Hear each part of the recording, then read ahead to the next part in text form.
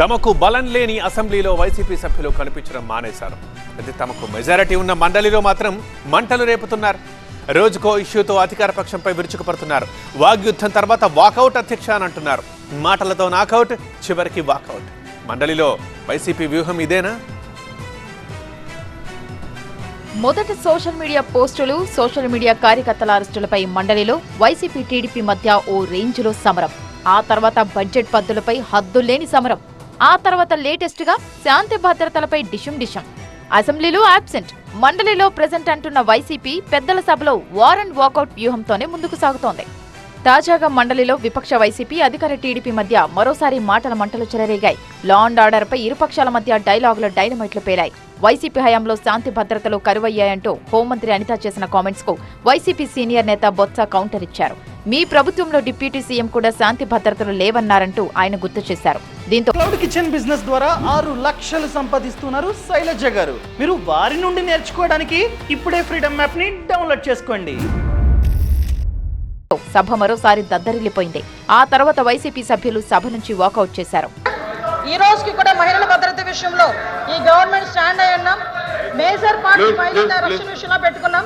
మహిళల జోలికి వచ్చిన, మహిళల గురించి సోషల్ మీడియాలో ఇష్టానుసారంగా మాట్లాడిన, బూతులు తిట్టినా కూడా ఈ గవర్నమెంట్ పౌరులుగా వ్యవహరించి వాళ్ళకి శిక్షలు విధించేటట్టుగా మేము ఉంటాము. మళ్ళీ ఇంకో విషయం చెప్తాను అధ్యక్ష, దేవతలు పూజింపబడాలని మాట్లాడారు.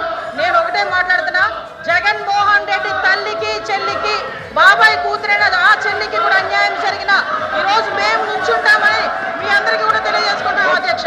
సభ్యులు అడిగిన ప్రశ్నకి వచ్చి సూటిగా సమాధానం చెప్పకుండా దానికి వారు వచ్చి బాధ్యత కాకుండా అబాధ్యతగా వారు వచ్చి రాజకీయ ఉపన్యాసం కోసం, రాజకీయ అర్థం కోసం చేస్తున్న ఈ నేపథ్యంలో ముఖ్యంగా మేమే కాదు అధ్యక్ష, ప్రభుత్వంలో ఉన్న నేనైతే చదివే సందర్భం అయినా కాకపోయినప్పటికీ సొంతంగా ఉన్న ప్రభుత్వంలో డిప్యూటీ సీఎం గారు కూడా రాష్ట్రంలో శాంతి భద్రతలు క్షీణించే విషయాన్ని కూడా చెప్పిన విషయాన్ని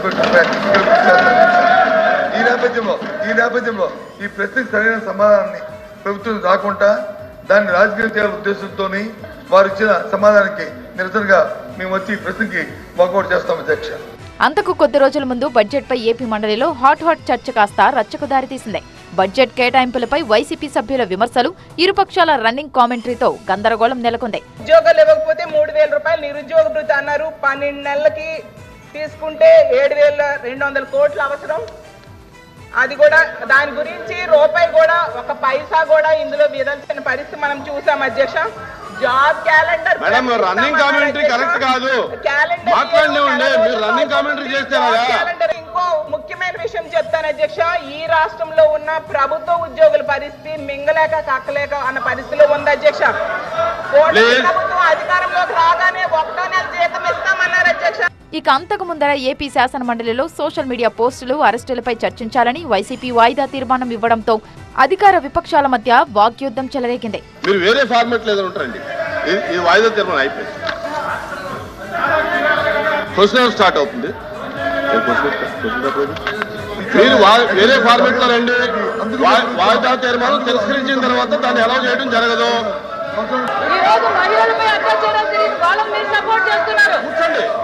కూర్చోండి. మొత్తానికి మండలిలో వార్ అండ్ వాకౌట్ వ్యూహంతో వైసీపీ ముందుకు సాగుతోంది.